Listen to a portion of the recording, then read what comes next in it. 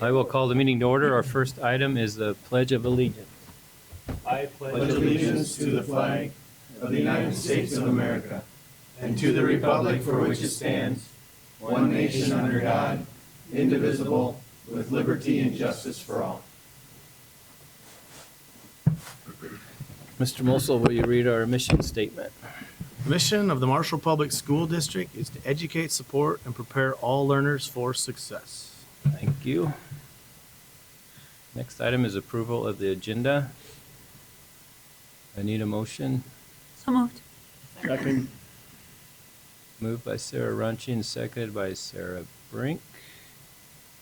Any corrections or any additions to the agenda? If not, I'll call for the vote.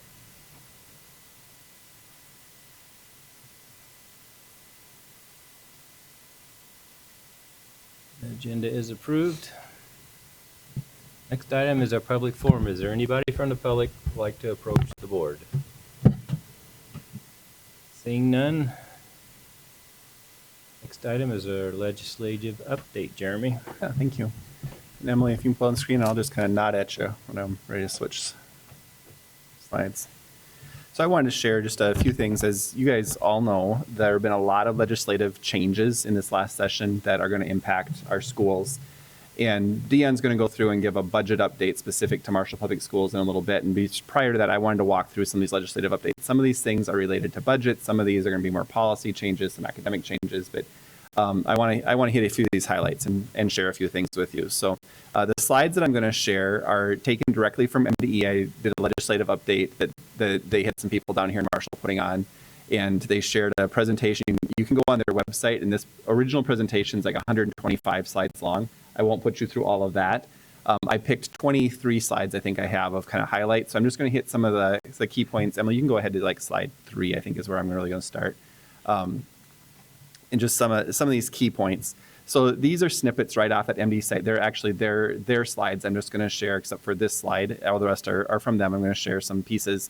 I'm going to talk about state allocations and changes that impact our work. And then when Deion gets to his piece, he'll talk about the impact in our district of these different pieces. So I'm kind of piggyback off each other with that. And just to reiterate, this is not an all-inclusive list. This is kind of a overall, the pieces I thought are probably going to be the biggest impact on us, so what we're going to talk about first. So the first one we'll talk about on the next slide here, this talks about the general ed formula allowance. So this is something that I think we've heard a lot about in the news. The 4% for this year, 2% for next year. Those are numbers that we're working on. Those are numbers just to reflect in the budget Deion's about to present.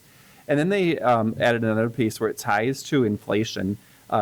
Floor of 2% and a cap of no more than 3%. So it's kind of gives some parameters built into the formula for going forward. So it's going to be kind of nice as we're figuring budget predictions in the future that will be already kind of built in.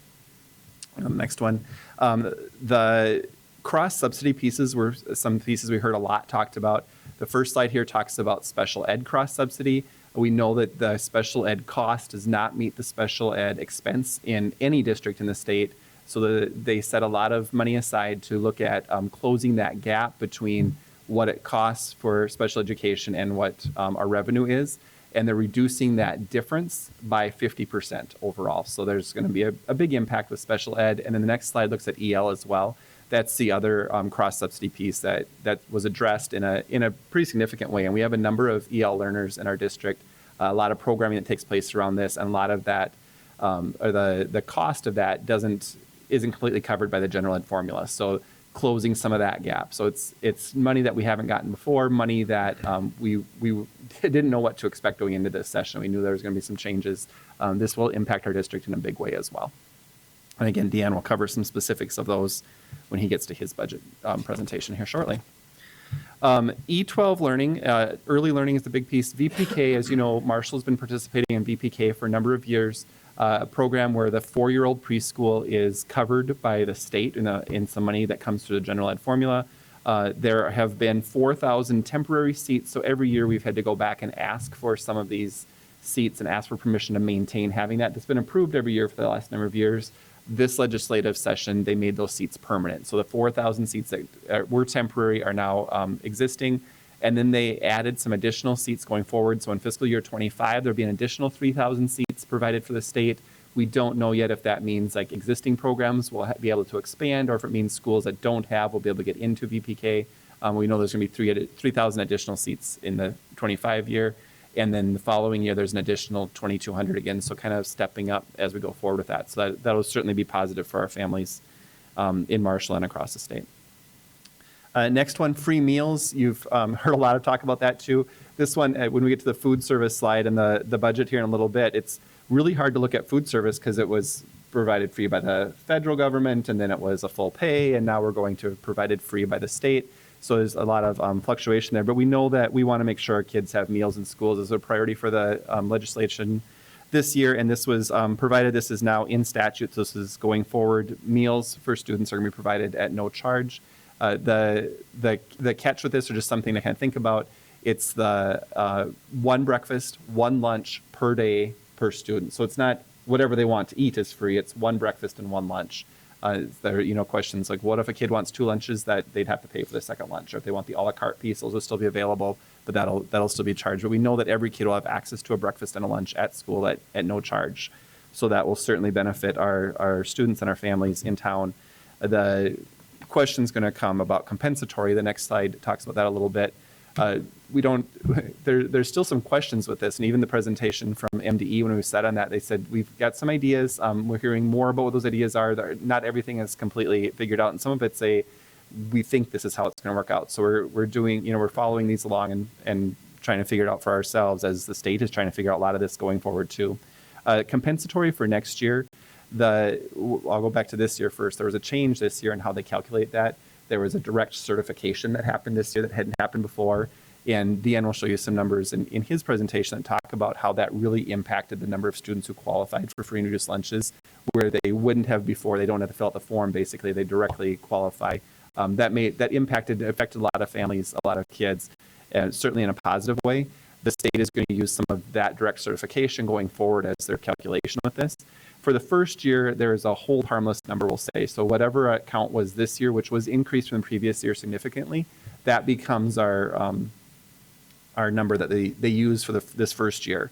And then going forward, they've set a floor basically of how much a minimum amount that they would have to spend towards the compensatory piece. And they're going to calculate it based off of that direct certification number. I don't understand the formula, so don't ask me to explain that to you because I can't.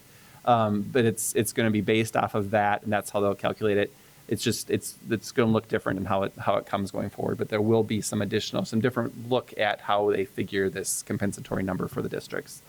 Certainly, we have to figure out how we look at free and reduced counts, because free and reduced counts is bigger than just compensatory funding for our district. It's in a big way how we fund Title I as well, and Title II is all tied back to that. So we have to figure out what that looks like, and those are things that when we ask the state, they don't know yet how that's going to all work. Those are some of the pieces that they're still working out details with. So we know there's this new base calculation, and somehow that will likely tie into the title funding and those other strings that come with this too. But the easy answer is it's great for families because of free meals. We just have details to work out going forward with that.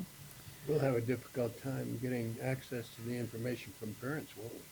If we have to fill out the forms, that's one of the sheets that comes forward. Is that form is a federal form. So the state is looking at, is there a way that we can gather this information and meet the federal requirements without that?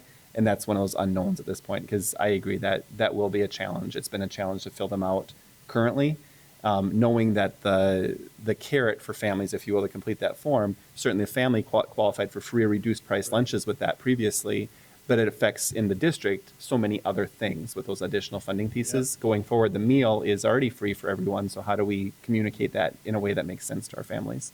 And that's the problem, not just for Marshall, that's statewide. So that's going to be a kind of a stay tuned going forward. Next slide looks at summer unemployment. So this is something this took effect May 28th. This has been impacting the district already. Our hourly staff between terms who aren't typically employed in the summer months qualify for unemployment insurance that didn't qualify previously. This is all managed through state office, so people are applying for that, and that's already in effect. But it was a change that took place with this session. Student support personnel aid and workforce pipeline. This one is tied to how I understand it, they're looking at some of the COVID money that was provided to districts over the past few years, and said there were some things that very specifically we could do with some COVID money that expires at the end of this year. So our district is one, like many, that had held on to some COVID funds and kind of stretched these out. So we have some COVID funds to spend this year, but some of that money looked at hiring things like counselors, psychologists, social workers, licensed nurses, chemical dependency counselors, some very specific allowances that were given from the state that we've done things along those lines with, and so did many others. And the concern is this mental health need is still there for our students, and they wanted to make sure there's some funding provided to maintain some positions. So there's a minimum dollar amount, I think it was $40,000 was the minimum a district can get in the state in this category. And then it steps up every year going forward for the next few years in a significant way. Fiscal year 24, it's $11.94 per student. By 26, it goes up to $48.73 per student. You can take those positions that you added with COVID funds and you can continue them using this different funding source. So we have to look at where that fits within our budget. It's not necessarily creating something new, it's extending something that didn't exist previous to that. Next one looks at some more just general education bills, a number of things in there, looking at some class size ratios and having some conversation with that. And we have to report some of these things to state that they haven't asked for before. Districts that have an operating referendum in place, the board can now renew that for a maximum of 10 years. It depends on what the original term was. We don't currently have an operating referendum in place. That doesn't affect us. The last one there is where it talks about those paper meal eligibility forms. That's the free and reduced forms we talked about. And the MDE has been charged with looking into if there's another way to do that without completing the forms. So that's one of those questions that just lays out there. And I think they have a year to complete that task. Academic standards, a lot of things there. Some of these things are things that aren't a huge change from current practice, but maybe solidifies it in statute. Things like the art standards, some grad requirement pieces. One of the things that has been going on, the FIED standards have been in an implementation phase. Those were kind of pushed back. Really since COVID, every standard that has come up has been pushed back. Every one we've been given extra time with. They officially did the same thing with FIED. We kind of saw that one coming. And then CTE standards have to align with CTE frameworks, which ours have currently anyway. So, next slide looks at some additional course content. This is another spot where some of these things already happen in practice, just kind of solidifying some of that. The civics course has to be provided for 11th or 12th grade students for credit. That's embedded within another course that we currently offer at our high school. Personal finance must be taken in either 10th, 11th, or 12th grade, start with next year's 9th graders. Holocaust and genocide education has to be embedded within different classes, computer science classes. And there's a change, the bottom bullet there, it's small and hard to read from here, but it's looking at CTE pathways. So students that are in certain types of employment outside of school can earn some elective credit in school. So kind of like a work experience, but tied specifically to some of these CTE pathways, and it's built in to the state with that. Next one is more of these course pieces. Ethnic studies has to be embedded within course requirements. It's part of the standard academic standards review, so it's already in the standards, just where that lays and how that gets taught. More to come on that going forward. We have to offer a specific ethnic studies course by the 26-27 school year at our high school. That's one where we have a course that will probably just be realigned to whatever standards come for that specifically.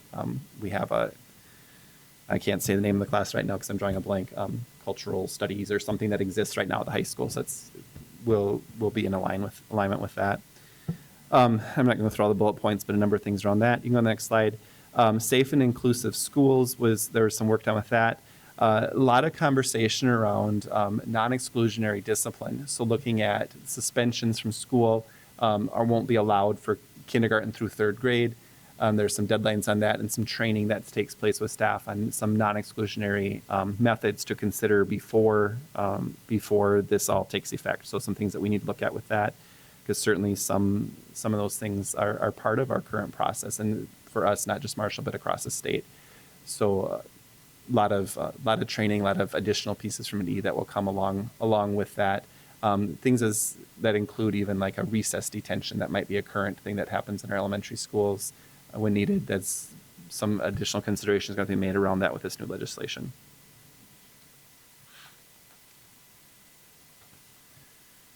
looking more at safe and inclusive schools. Just talk about active shooter drills. As you guys know, we did a ALICE training in our district. We knew that there's some changes coming to that. We just trained additionally on that. There's some parameters that come within this about how that works in our schools when we do a simulation for staff that students aren't part of that, and some things that we'll have to follow through with. So that'll be part of our implementation going forward with that. It also talks about student IDs. If we have student IDs issued to students, that we have some contact information or some information for students about suicide prevention and crisis contact, so they have an easily accessible way to find that information. So that'll be something we look at as well. The last slide, I think it's the last slide about this topic.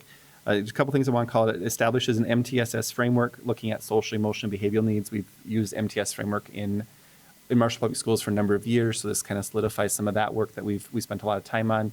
As you know, also the BAR program that's been part of the high school, there's some money specifically to BAR, looking to expand support in that program. It will be 18 additional schools. It's $5 million that goes to BAR, and BAR will be part of selection which districts are part of that. So we've been in contact with BAR knowing this is coming.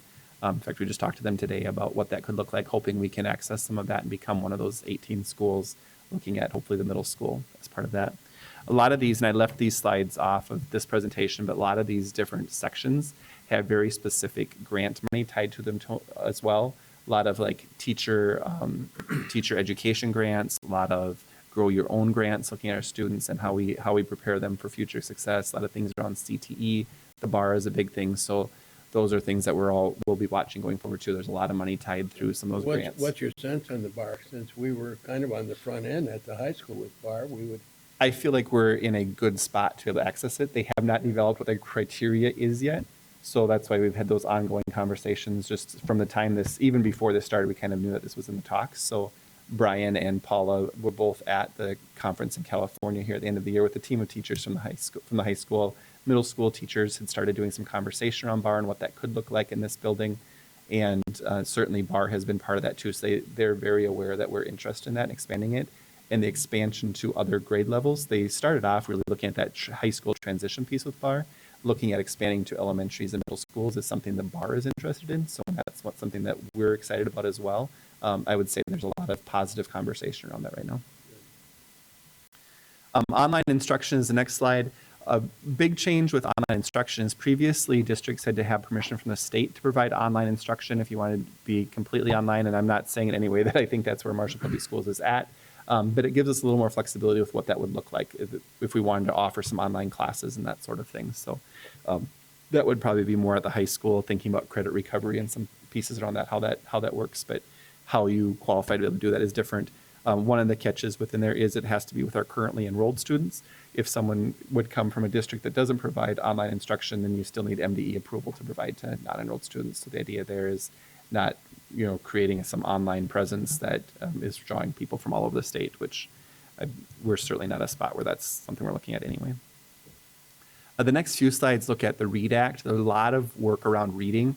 I would say Marshall is one of the districts that has done a really good job at preparing, and we're already doing a lot of the work that they're now requiring districts to do in the state. good leadership. Very good leadership. Parkside has really taken the lead in this in particular.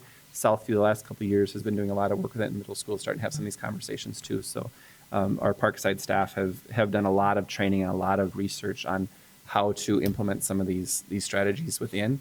And as I read through all these things that are being now required by the state, I feel like we're really in a good spot going forward with this. A few things with this. Used to be like read well by third grade is a conversation we used to have. That language has changed. It's now every child reading at grade level. So that's going to look different in how we measure and how we assess and how we address some of those things, because we focus specifically on until third grade previously. Not that we haven't looked at it obviously for all grades, but just the reporting back to the state is going to be different with that, and some of the screening things are going to look different with that. There has to be evidence-based reading instruction based on structured literacy by 26-27 in all districts. That is what we are currently doing. MTSS framework is strongly suggested, which we already have in place. For identification of students needing some additional support or intervention within classes, we have to screen K through 3 students twice a year. We already screen students. Now, the question that we're going to look at is MDE has to have pre-approved the screening tool. We believe that our screening tools are good. We just changed this last year to a new screening tool. We believe that will align, but they have not listed which screening tools they're going to approve yet. We're anticipating that will come out by January is when we're thinking we'll see that list. The other thing that they're going to require is that they will have a list of approved curriculums for districts to use. We also believe the curriculum that we're using will align, but again, they have not named what curriculums are going to be part of that. They did survey districts last week and asked what curriculums and screeners we currently use. So I think they are looking at what's happening in districts right now to try and make this So the list. state is going to be dictating curriculum now? They will have a list of pre-approved curriculums that you have to fall under. It's different. Yeah, Publishers are gonna make some good money if they get the state contract. they will. That's not good, in my opinion. It's a lot of oversight that didn't exist. They've given us the standards. We can teach to the standards, and we should be able to, I'm just speaking from my past experience, we should be able to select materials that fit rather than be told. Yeah, I do. Where I am encouraged though is the work that we're doing does align to what the work they're saying. So I'm very hopeful that we're in a good spot with that. But I hear you, and I agree Yeah. with that. Under implementation, the READ Act, the screening in twice a year for K through 3, that's currently in practice. Encourage use as MTSS, again, a lot of this is the same things. District must have all reading staff trained by 2025, and then all other staff trained by 2027 on these reading practices. So again, that's something where I feel like we have trained, certainly everyone at Parkside, all the classroom teachers have been trained. We have to figure out what that means for new staff coming in and how that works. And then where those trainings, we had a number of teachers do the letters training this last year. That was very intense. It was very good training, very intense training. And we have to think about, is that what's needed, or are there some other levels of training that make sense? And how do we maintain that going forward as new people come in?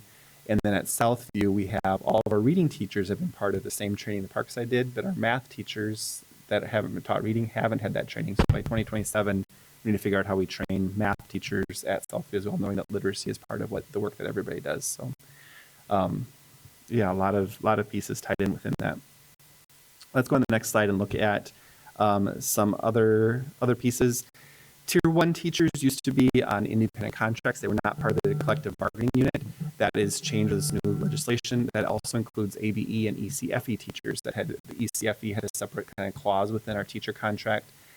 This legislation says they can obtain 10-year continuing contract rights as well. So that will look different within the contract. Those negotiations are going in now, so we'll have those conversations there about what that means for that group of teachers. There's a small number of teachers in the district, but just how they fit within that whole group. E-learning days, there was not a change in the number of e-learning days. I know that was something we had talked about. We were kind of hoping we would see. We're allowed 5, yep. So that number stayed the same. We've been encouraged to meet and have conversation with the EA previously about e-learning days. New legislation says we negotiate e-learning days when we talk about it. It requires that conversation rather than suggesting it. So that's something that will continue to happen as well. But the 5 days did maintain. Let's go to the next slide. Some changes a lot of changes in licensing, actually. One of the things, it's the bottom bullet on this slide, it talks about the Tier 3 licenses for people coming from another state. That used to be a challenge for someone who was licensed in one of our neighboring states that applied for a job here. They've made that easier to transfer that license over. And if you go to the next slide, another challenge we've seen is within the basic skills test, the MTLE test that teachers take.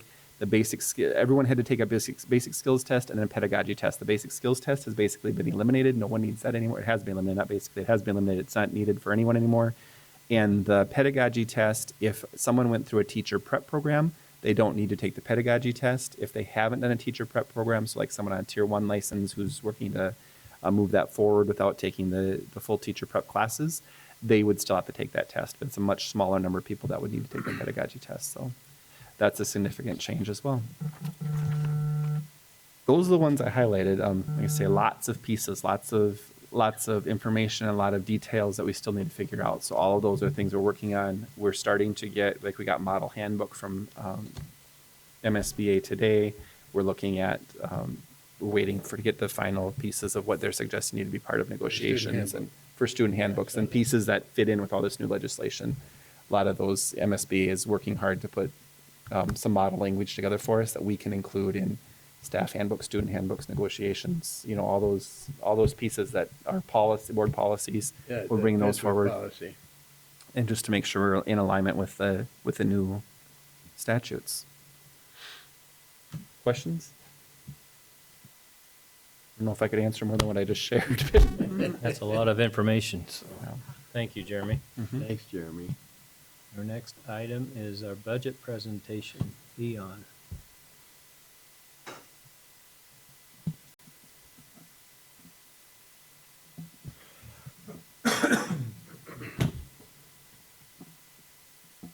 I'm on The Price is Right. All right. Well, like Jeremy said, we'll hit some points on how the legislature decisions or outcome affect us directly. A lot of the budget presentation follows like previous years, just updated information. Starting out with our student enrollment. As you know, our student enrollment drives the majority of our revenue. We had a bounce back in 21-22. Have some larger classrooms, class sizes, and then also with COVID, we feel was a reason for that bounce back. And then this year, we're going to end around 2499. I think that was our enrollment count on June 1st. Just kind of point out, we started last fall with some pretty big numbers. We were celebrating, just kind of cautious about that this fall when we look at our numbers, because every year they decrease as the year goes on. So next year we're projecting, even though we've got some larger classroom sizes graduating, we're projecting the same number as this year. And then 24-25 and 25-26, you can see those numbers go down a little bit. Again, we've got a large classrooms at the high school right now, and as those come through, on the backside, we're getting normal class sizes. So it's not, our numbers are going down, and that definitely will affect our revenue. But if you look at previous, we're kind of getting back to where we were pre-COVID, to some of those numbers. And obviously, those numbers can change too. I know Parkside is doing a little more to promote kindergarten registration and just trying to get people in our school district. Student open enrollment turned out well again this year. We ended up with a positive number of students that enrolled in our district from other residents that enrolled out. We ended up with a positive number of 28. Last year we were at a positive number of 37, but still can celebrate that positive number. And then 2 years ago, we're actually at a -5. So we've seen a nice bounce back at students attending our district. Some of the other demographics that we look at, Jeremy touched on the free and reduced counts that affects compensatory and some of our other revenues. You can see that big jump from last year to this year. And as Jeremy pointed out, a lot of that has to do with that Medicaid direct certification program that's continuing. Bill, you had mentioned the forms that need to be filled out. We'll push that like we did when we had free lunches before, but we didn't have that Medicaid direct certification back during COVID. That's been huge for us, and you'll see some of those numbers, how that affects. But you can see we're at 56% district-wide. Special education, student demographics, you can see just like previous years, those numbers keep growing. Went from 573 last year to 587 this year, and I don't suspect that changing at all for next year. Our minority student demographics, we usually put all the different languages up. It got a little long where you couldn't even read it because it was so big. So I just kind of broke it down. Our number did hold steady from last year to this year at 425, and I think that's going to be the effect next year.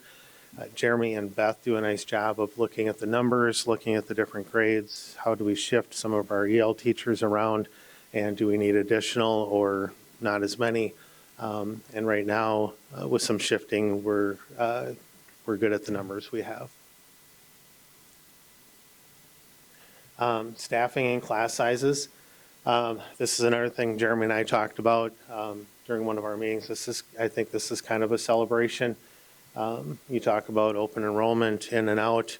I think one of the things that maybe families go to other communities is for smaller classroom sizes. And if you look at our numbers for next year, at least projected, we're looking at or below the numbers that the board has approved, with the exception of kindergarten, which we talk every year, which is borderline right at that 21, 22, and that's where you guys added the kindergarten aides. We also have paraprofessionals assigned to each kindergarten program as well. Correct. Yep. So if you look at 1 through 8, all those grades are below the student classroom counts. Jeremy does a thorough job at looking, along with the administrators, looking at each class, what the number of sections we need, and visits with the board on that. But I think those are really nice numbers to be able to go into next year, and hoping our enrollment goes up, but we'd still be within. So to break down now on our budget, going over the expenditures, our salaries, so our EA is negotiating now. Their settlement is estimated in this, but some of our other non-certified that we had negotiated prior, we tried to get some of those wages up, and they were a little larger settlements than prior. But we're still sitting at right at that 5.36 salary increase. Last year was 4.19. So if you look at the graph, it really, like every year, really goes in play. Benefits, we're projecting of around a 9% increase. Last year it was an 8.57. The majority of that is the board share of the health insurance, and then some severance estimates. I will say that both are very conservative, on the conservative side, but we have to kind of budget those in just to be prepared. On the board share of the health insurance, we're estimating an increase of $122,000 of that $632,000. That's a hard one to do because we have a lot of new teachers coming in, and at this point we don't know if they're taking health insurance or not. And if they take family health insurance, it could be up to $10,000, $12,000 extra. So it moves the needle pretty fast. So we try to budget that in.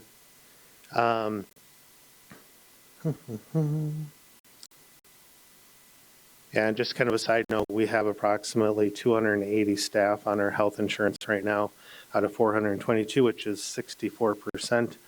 And the average increase for each person is $432. So it helps to attract, hopefully, employees to our district and retain them with our health insurance. Severance also, again, that's a conservative number, figured about $153,000. That's district-wide for qualifying. And just a reminder that we had an administrator retire, but her official retirement date isn't until July, so that's figured into this number. And then other increases in the benefits, obviously with our percentage, things like FICA, LTD, workman's comp, and TRA and PRA, those go up when the salaries go up. And then our TRA from last year to this year is going from 8.55 to 8.75, so there's an increase there. On our purchase services, you can see it's kind of a little roller coaster. Several things have gone on over the past few years. 1819 and 1920, we saw a spike. That was due to that safety and security project that we got the grant on, but that was under general fund. And so that's where you see the added numbers there. And then you'll see a decrease in 2021, 21, 22, 22, 23, and then 23, 24 kind of gets back into that normal level. I do on a side note, Jeremy talked about the bar program and the grants that's available. We did budget in grant program at the middle, or the bar program at the middle school, just in case we don't receive funding. So if we do receive the funding, we'll adjust that during our revised budget. And then supplies, this has dropped down.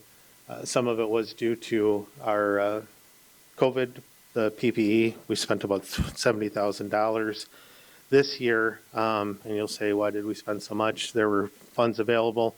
And one of the allowances was for our AQ, or our HVAC filters. And so we purchased an extra year, and they're not cheap. So we got an extra year of district-wide filters on hand. And then also additional special ed COVID funds were available this year that we bought some supplies with. Capital expenditures, just wanted to touch on that a little bit. You'll see a big increase from 21-22 to 22-23, and then a pretty large decrease for next year. And I mentioned this to the board, not to get too deep into it, but GASB, which is the Governmental Accounting Standards Board, added what's called GASB 87, which recoded some of our leases, like our SMSU facility lease and Maytech lease, from purchase services down to capital expenditures, which skews things quite a bit.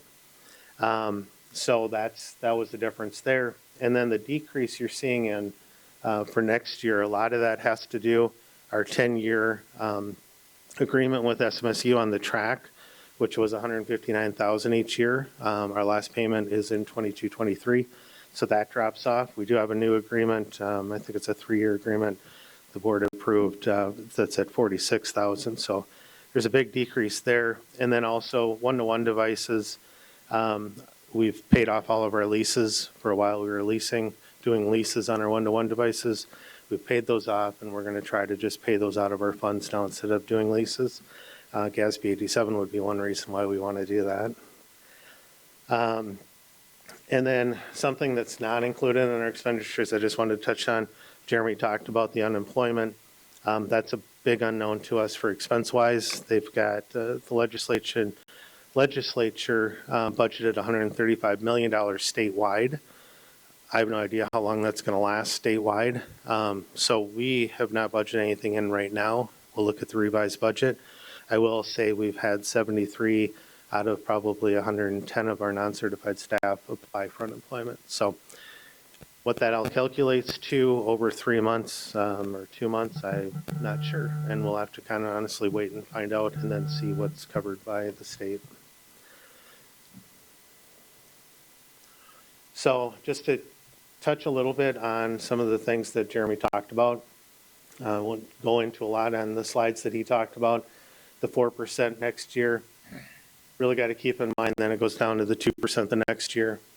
And then FY 26 and 27, although they added the help me out, Jeremy. Inflation rate? Inflation increase. On those, you can see that FY 26, they're projecting a 1.98. So the floor is 2%, the cap is 3%. Again, we don't know where that's going to end up, but I think the important thing is yay, we got 4%. That's really a thing to celebrate. But just keep reality of FY 22 going, or 25 going back to 2%. Eller shared this. The inflation, I believe, is updated in December 2022, but the Gen Ed formula increase is updated as of the legislature outcome. So there, just want to point out that the 4% did equal 275 per pupil. And according to this, the gap now for next year between Gen Ed and inflation is about $1,243. You take that times our adjusted ADM of 2516, that means we're still falling short about 3.1 million from inflation. Not trying to be a downer. I'm going to try and do good thing, celebrations, but a little reality. So this kind of shows you a breakdown of what we're getting. You saw the 2499 as the student count.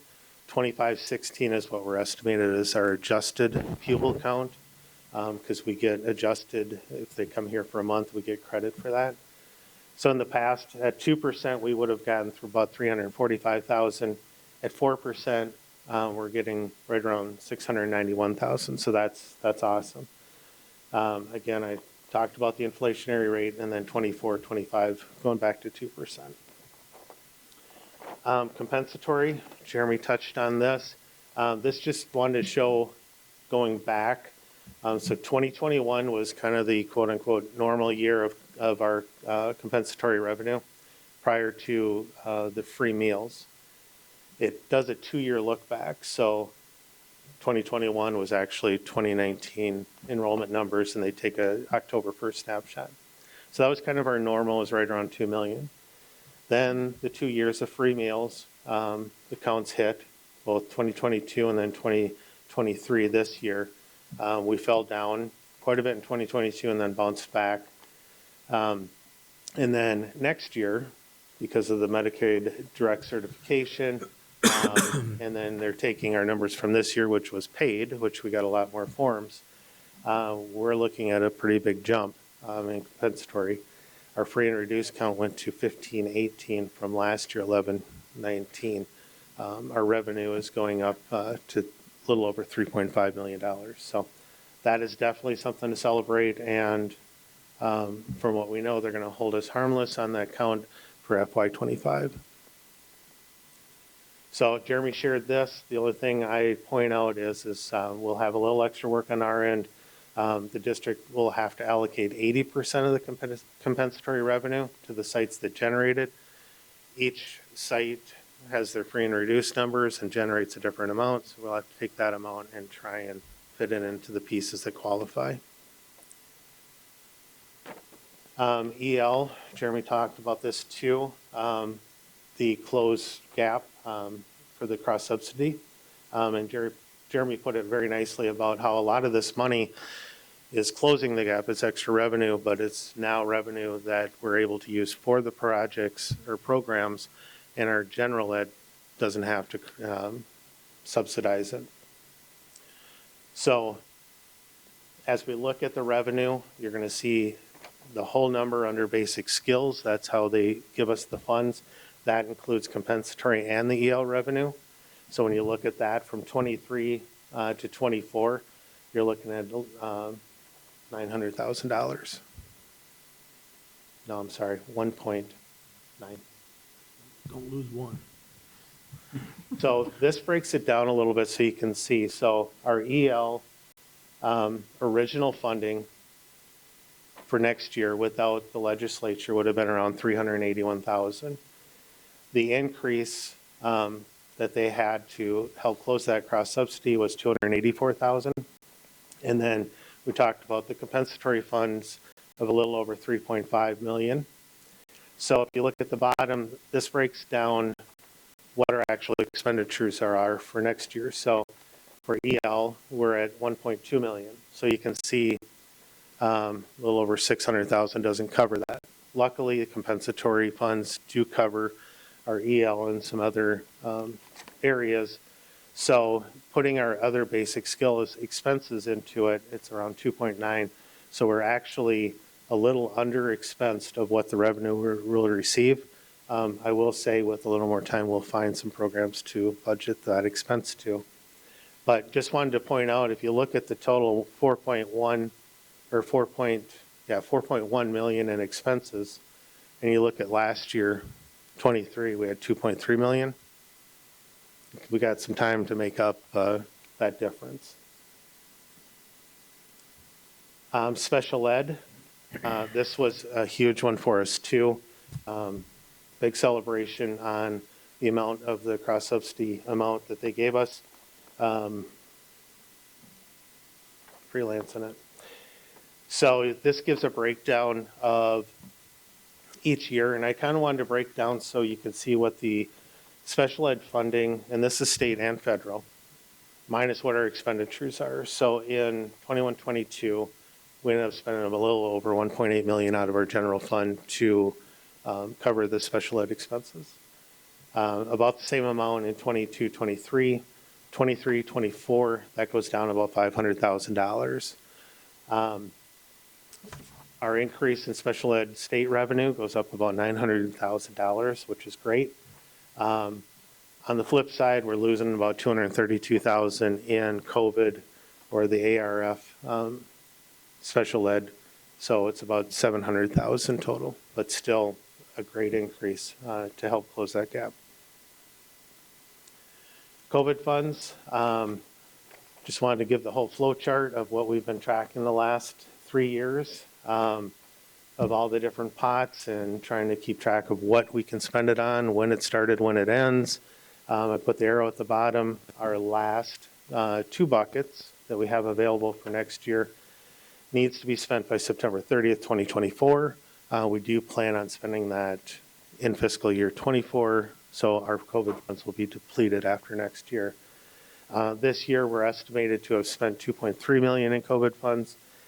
Next year, like I said, there's 2 buckets left, totaling $1.5 million. So we will definitely use those funds up. So to go over the revenue side of things, not going to hit everything because we've hit some of them, but I did want to touch base on a few. Tuition agreement, that one looks quite a bit lower. What that is we budget expenditures and revenue through the co-op. Some of our federal funds, federal special ed funds runs through the co-op, and sometimes our expenditures, we just take that off the top. They then give us the rest as we expense them.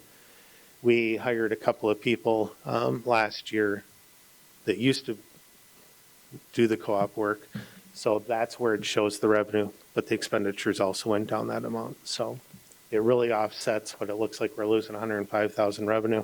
We're also losing $105,000 in expenses, not technically because they're employees, but that revenue now moves down to the federal special ed column. Investments, interest for investments, as everybody knows, interest rates are on the climb, and we've been investing some of our funds differently, and we expect to have some pretty good returns on those, and I've already seen that. Just want a side note on the general education aid. You're seeing $471,000. Just keep in mind that that is spread out between some other lines, and then also transportation and capital come out of that general ed education increase. Basic skills, that compensatory and EL, that's the 1.8 million. And then down towards the bottom, we also, this was a direct effect to legislature, the American Indian grant that we received. We received the funds. If we don't spend them, we have to pay them back. That is increasing by $22,000 next year. And then our special ed state revenue, you can see that $840,000. Again, some of that goes to transportation, so you're not seeing the full amount. Levy, I hate to kind of say it is what it is. This is what you guys approved back in December. We're looking at a total of $381,000 increase in revenue there. Our title programs, you're seeing some ups and downs. This one's kind of hard because it all depends on what we have for carryover money. So take Title II. Last year we could have had $20,000 in carryover. This year if we expensed it, we're really getting about the same amount of money. We're just not carrying funds over. So that's where title shows an increase. And then our special ed federal funds, we're projecting about a $45,000 increase. That one, again, we receive the money as we expense it, and we also carry funds over in that, just in case they go down from one year to another. And then the last one, the revenue from COVID funds, this will drop off next year. But we had about $735,000 less in revenue for next year, that $1.5 million in COVID funds we have remaining. And then our total at the bottom, the excess is looking at $1.2 million. which is a great number. I would just cautious as we go up to the COVID funds again at 1.5 million in revenue that we're losing. So call it savings to spend next year to try and break even as we go back to that 2%. But a lot of great news, a lot of great things happening here. I think a lot will get ironed out more when we do the revised budget. The revenue projection model that MDE puts out is not available with all the updated legislature. So we piece this together, but we should have a much better look in December of what that's going to look like. And maybe even try and put that revenue side together sooner just to share with the board once that's available. Is there any issue with the feds on recapturing COVID funding that hasn't been spent? There was some dialogue with reference to that about mid-year. Have you heard anything further on that? No, we've expensed every pot given to us with what's allowed, except for the 2 that we were able to use this year. So are you talking, Bill, like anything left over they would redisperse, or? That they would reclaim? Yeah, they might be. They've had that dialogue. Yeah, I'll say Federal level. we won't have any for them to reclaim. Okay. Honestly, and this is not about COVID, but those funds were really a lifeline for us the last couple of years. Absolutely. I think, Bill, some of that conversation is when they're looking at that debt limit and having conversation what to do there, and they were thinking about how are we going to keep functioning. And I haven't heard anything additional from that, but I had heard that initial conversation too. Transportation fund, just kind of break it down, our contracted services, we're looking at a 4% total increase. Our contract with Southwest Coaches is really only 1%, but with added services, whether it's special ed busing or our regular transportation, we're projecting about a 4% increase. For revenue, again, we're going to see an increase because of general ed aid. Some of that goes from our general ed to our transportation fund, as well as our special ed. We're going to increase that $50,000 out of our special ed funds to cover the expenditures that will increase. So overall, this is kind of an odd number for us. We're actually looking at an excess, even though I have that deficit number there. Maybe it's because it's always been that way, of $10,000. Well, we're projecting an excess. So that's something to celebrate in itself. Our capital funds, just want to point out, capital funds include our capital outlay as well as our LTFM, which is our long-term facility maintenance.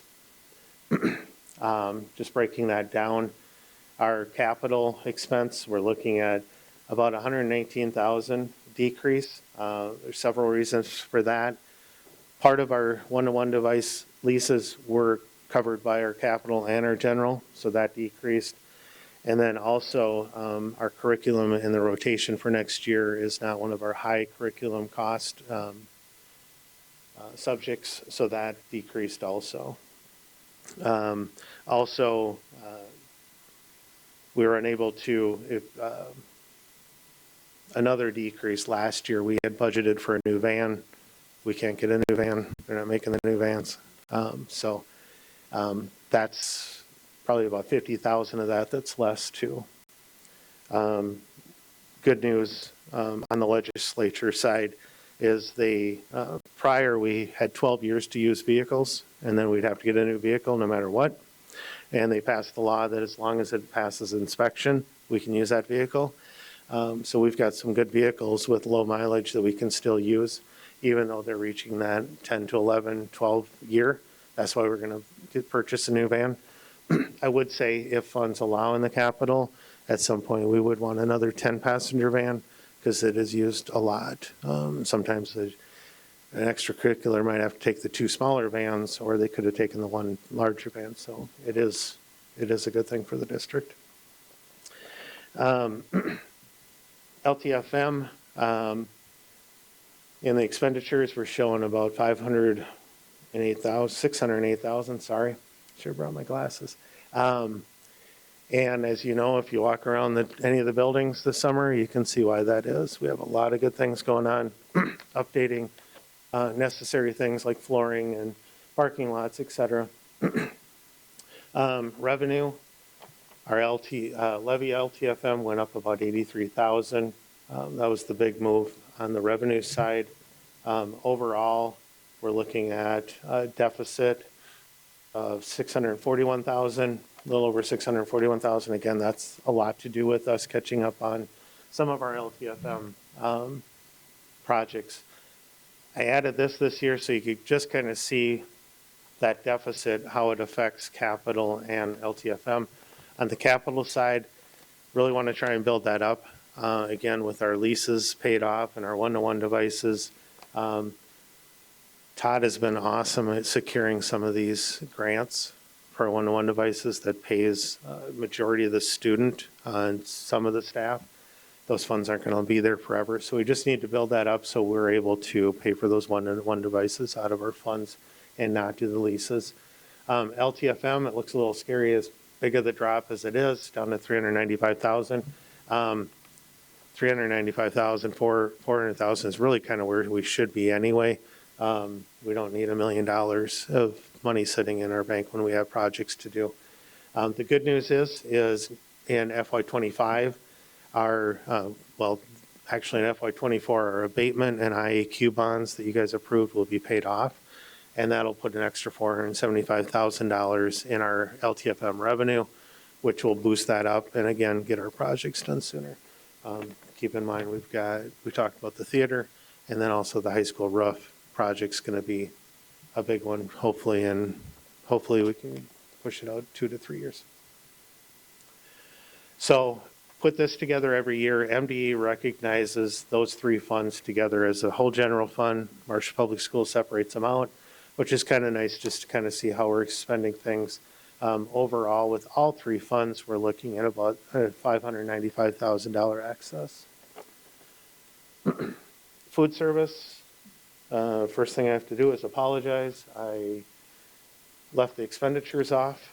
The expenditures are going up about 4% or $85,000. That includes our contracted services, food, milk, and equipment. Revenue-wise, again, I don't know. I'm doing my best trying to put things together.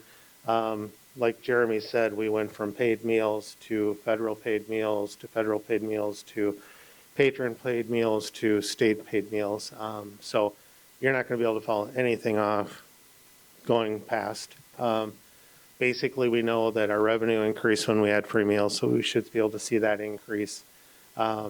We've been doing very well keeping up with our equipment district-wide. So overall, I think we'll have obviously a better look when we do our revised budget, but we should be able to maintain either even. We're projecting about a $19,000 excess. And you can see there the trends over the years. 21-22 was a big one with the federal paid meals, one of them with the federal paid meals. Community services, not a lot of movement on community services. Adult basic ed, we're just projecting about $120,000 increase, and that's just in program increasing. If you look over at the actual for 21-22, they were at $2 million. We're expecting that to get back to where it was before.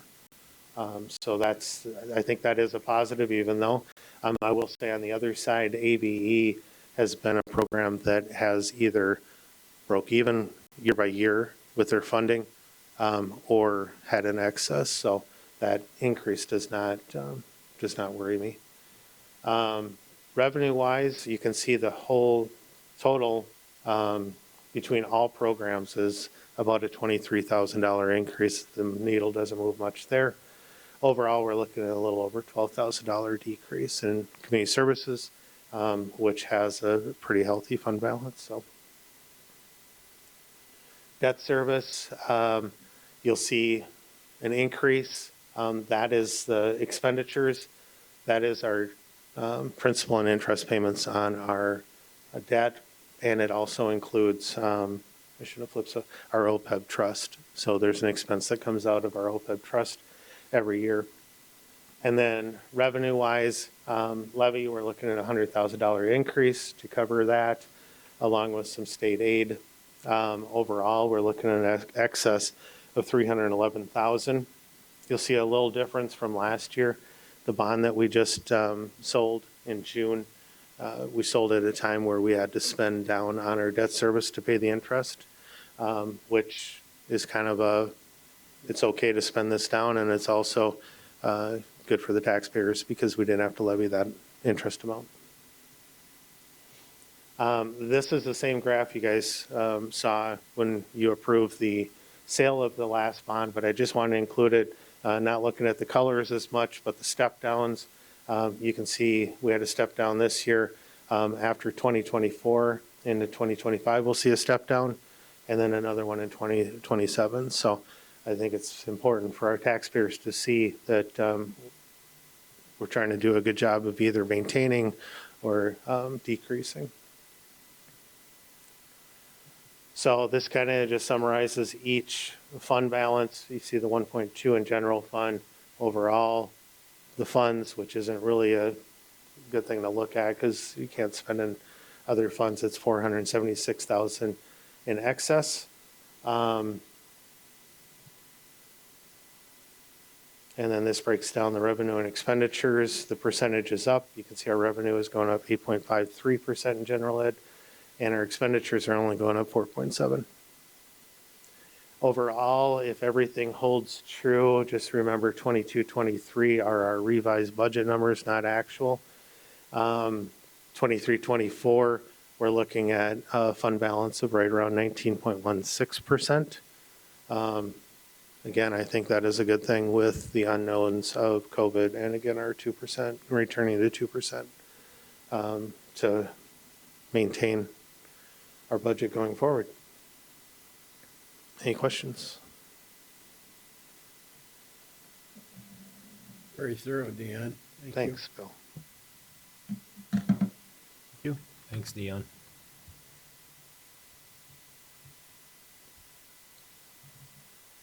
Our next item is the consent agenda. Motion to approve. A second. Motion by Bill Molso and seconded by Jeff to approve the consent agenda. I'll call for the vote.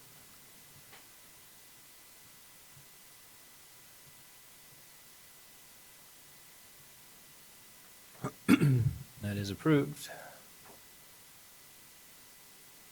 Our next item is our financials. I'll need a motion to approve them.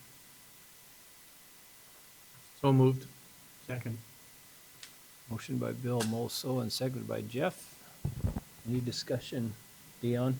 I'll just go over a few. I sent a pretty lengthy list to Sarah being the treasurer this week, just pointing some things out, but just wanted to repoint out that SMSU 159,000, that's our last track payment technically from the 10-year agreement. The CBIZ bill for 15,000 was on that compensatory compensation study that we're Kate and I are still working on getting that put together, as well as the job descriptions, which will have some sort of a presentation to the board. H&B specialty projects of 40,357. That was for our new electronic backstops, basketball backstops at the middle school here. They're all installed. Just a reminder, 30% of that was paid for by different organizations like Hoops, the girls basketball, and community services. And then there's a Snap-on tool or Snap-on Industry for $30,744. That is one of our automotive kits. And another celebration, we received a third of that was paid by a grant. So, Very good. Any further discussion? I'll call for the vote.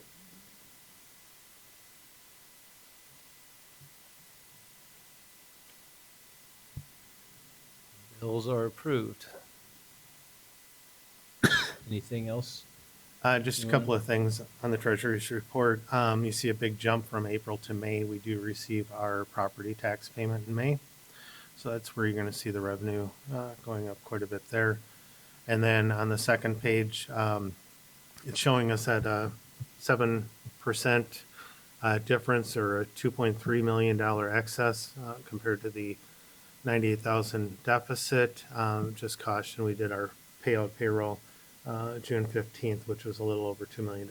So it looks good, but the next report will show kind of more of a final. Thanks, Dion. Next item is the board forum. Any reports from the board? Just a report that we started negotiations with the EA, and it's going well. We've had 2 meetings, and we're scheduled to meet a couple more times this week, so making good progress, working primarily on language at this point. Very good. Anything else?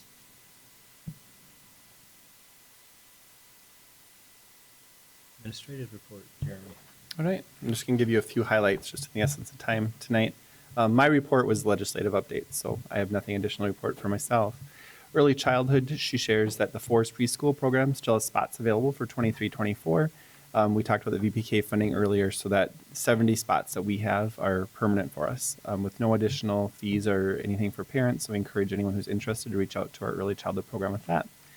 Tiffany also shares that ECFE classes started on June 12th. Classes are full, and it's great seeing the new families attending as well as some returning families in that program.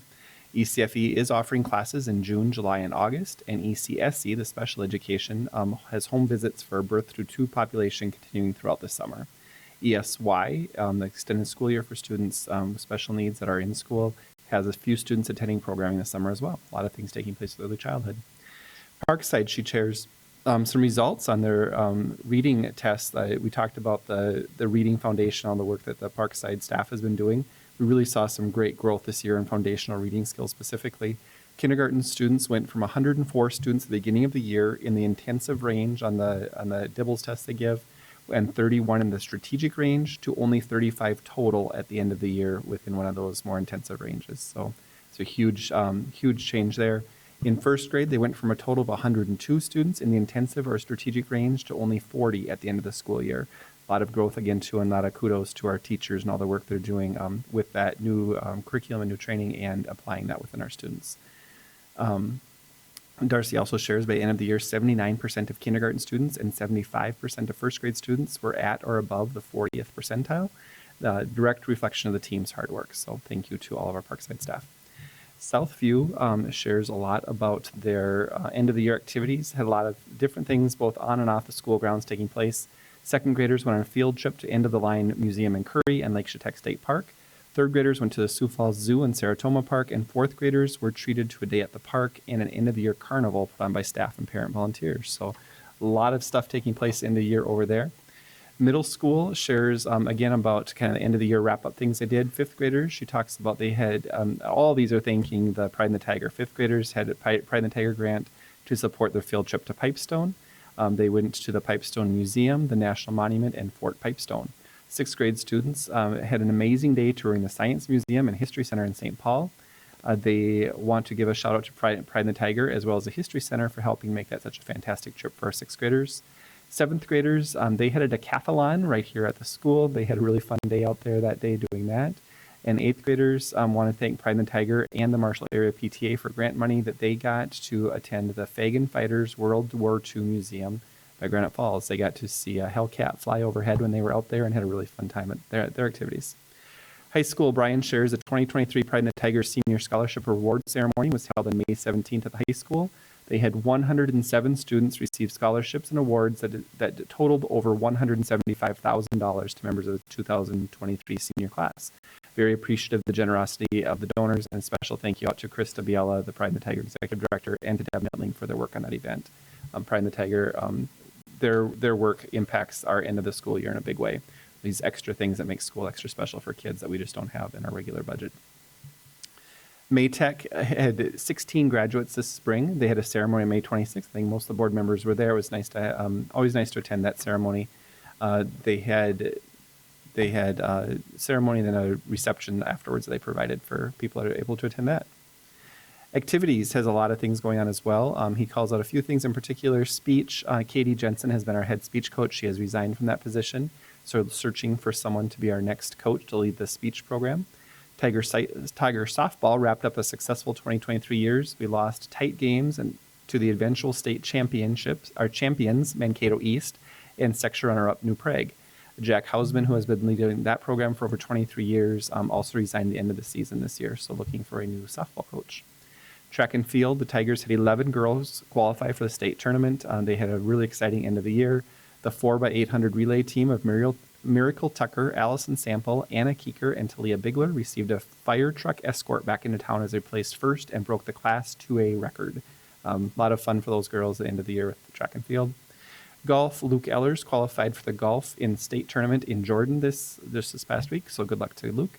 After a great regular season, baseball team was upset early in the section tournament. They finished the season 15-5. Mitch also shares that we are going away from hometown tickets this next year, as hometown tickets was recently sold and they're no longer supported by the scheduling platform with changes that happened under hometown ticketing. So our new provider is called GoFan. There'll be more information coming out this fall when we're ready to start some activity seasons, but it'll provide the same level of service at a lower cost to the district. They are the largest online ticketing provider in the country. A lot of the area schools and within our region or within our conference are switching to GoFan. Activities department is also switching to Under Armour School. The sole clothing provider will be Borch's. That was approved at the board meeting update in that final contract this last time, so it's exciting for the activities department. Beth shares preliminary access scores. We had 49 students meet exit criteria. That's huge. That's the highest number of students that we've ever had meet exit criteria. I think that also speaks to that's the test that EL students take, and it's a test of their English proficiency is what we're looking at there. So 49 students, that means met criteria, so they won't be needing the direct services within EL going forward. Certainly speaks to the work that our staff is doing with the reading work and the growth that those students are seeing in that area. So thank you to everyone doing all of that. I think that is all I'm going to call out. Pass it to Dion if he's got anything for his. Just a few things. We have free summer meals again this year. Anybody attending school receives the meals prior to the times below. The poster that's displayed is being displayed and handed out. The below times are when the community can come and eat, and that's anybody 18 and under can eat for free on those dates. Just wanted to give a summer project update, and we'll do another one in July because in July we'll be presenting the 10-year LTFM layout, which the board needs to approve before July 31st. At the high school, and some of these aren't updated, the gym and bus turnaround, mill and overlay is actually completed. We just have to paint the lines. Being it's a hot week, won't be able to park on it, so the tar can harden. Irrigation system, we keep fixing and making sure there aren't any leaks, repairing heads and valves. I think we've actually gotten quite far on that this year. Football field, practice field 1, as you know, is going to be dug up. The sand base is going to be replaced with dirt and sod. That work actually, I have the 12th that actually started this week, but they're still scheduled to complete by July 17th. High school shot clocks, basketball shot clocks are installed and operational. We do need Daktronics to come and do some work on them just to make sure that they're working properly. And then along with Field 1 replacement, there's a pond behind the high school that we are digging out the muck and replacing it with some of the sand and dirt from Field 1. And then we'll put some black dirt on top and grass. It's right by the soccer field, which will be a nice thing. So if a ball gets kicked in it, they can go get it. Carpet project at the high school is going very well. I was just out there today. The media center's done. Hopefully by the end of the week, the theater will be done. And they have the office and some of the teacher work areas ripped, the carpet ripped out. So being in the middle of June, I think we're doing very well. Mike DeVos is laying the carpet out there and doing a nice job. And then hopefully starting early in July, the resurfacing of the tennis court out at the high school. And they still feel like they'll be done at the end of July. Southview, we have a couple of projects. One is over by the playground on the southwest side. There is what I call a ditch that goes into the drainage pond. That's created a problem when it gets water and snow in, creating mud. And so we're going to be filling that in and then tiling that to the drainage pond so it creates more green space and a safer environment for the kids to play. We're also going to be putting a fence around that southwest drainage pond, so if the water gets high, the kids won't be able to get in there. We haven't seen anything like that this year with the snow melting or anything, but just as a precautionary step. The shed behind Southview is finished, if you haven't seen it. Looks nice. And then one other thing that we are going to be doing is the flagpole in front of Southview. There's a mound, dirt mound with grass there. The grass does not grow, so we are going to get rid of the dirt mound and actually put a concrete pad with some picnic tables for either pickup, drop off, or staff just to be able to have lunch outside. Parkside this summer, we don't have any major plans. We do have a couple of things scheduled for next year. The middle school, the gym, maybe at the next board meeting, if you have time before or after, go down. Where the old fountains were, we had them taken out and block put in. The new electric backstops, basketball backstops have been installed. New banners have been hung. We repainted the gym, the two main walls, and they actually started Friday sanding the gym floor and then replacing some of the warped boards. They're hopefully going to be done where we can get back on that by mid-July. It's ahead of schedule, but you can see huge changes down there with the lights and everything. So if you have a chance, walk down there. LBT project at the middle school. We're replacing the classrooms that had the old LBT put in. We had a couple of rooms that had to have asbestos removed. They've been working on that for the last couple of weeks. And then starting on yesterday, the cafeteria floor has been taken up and they're sanding that down, and that will hopefully be completed by the end of July. We're very excited about that finally being done. And then they're also going to paint the pillars and around the dishwash room to match that area. It should be a whole new look. The smoke damper replacements work has already started. This is over the theater at the middle school. That is supposed to be done by the end of June. The gymnastics floor in the new gymnastics area is going to have a floor seal put down. We were unable to do that before gymnastics started last year, but want to put that down. Gymnastics wants it. We also want it because it'll hold the dust down. Middle school track sheds siding is still scheduled. The one on the left, the orangish one, will have a gray siding like the other one, and then it'll have new roll-up doors. And the gray shed will also have new roll-up doors, and this is more of a access and also security to keep people out. And then the HVAC system that we put in, we talked about, we are installing bigger pumps so the water can get all around the building from the gym to the locker rooms down the wings to better help our system run. The bleachers on the shelf outside of the gymnastics room has been ordered and should be here in September. And then hopefully this fall, maybe even more towards winter, we'll be putting a committee together with the theater renovations. But like I told Warren, every year it's going to slow down. We want to wait till these projects are done. And I really want to say a special thank you to Warren. And if you see him, say thank you, because that list, I put it together, he takes care of it. He tracks this, and he has been just working really hard to make sure these projects are going. So if you see him, just tell him thank you. Thanks, Dion. Our next item is the second review of policy 701 to 704. Any discussion or questions?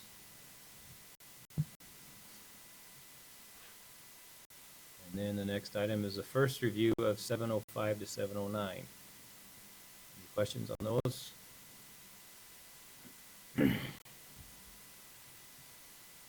Next item is an action item, the 23-24 K-3 literacy plan. I'll make a motion. Second. Motion by myself and seconded by Bill Swope. Any discussion? Just share this is the annual update of the literacy plan. This year's plan looks very similar to last year's literacy plan. The changes we talked about in legislation with the READ Act will be implemented for next year, so we've got a year to kind of update the plan to reflect the things the state's looking for. Very good, thanks. Call for the vote. That is approved. Next item is approval of proposal to hire a community engagement coordinator. Need a motion. I'll move. Second? Moved by Jeff and seconded by Sarah Runcie. Any discussion? Sure, this position will be a new position for our district. New position for us to hire. It's something that we've currently had our work-learn coordinator. We've partnered with some with the private industry council within the city to have someone doing that work. What we found is that person working through a different agency is working with many different districts. All the work we're doing with CTE and trying to encourage students and make those business connections, we really see this as a vital program to make this program a vital position to make this program successful for us. The second year, they've had the second person that's been doing that work through them leave. We'd like to have this person be an employee of us that we can work directly with, who works just with Marshall Public Schools. We feel like a 0.5 position to start with would be a nice place to start and have this person working just within our district, right within our schools, someone hopefully connected to the community that knows business leaders and can help make those connections for work experience and job shadows and classroom speakers and job fairs and all those things we've got going on. It's been a lot of stuff lately, and just with the new CTI Center opening, we feel this would be a vital position to really see additional success within that program. Very good. Any questions on that? Not, we'll call for the vote.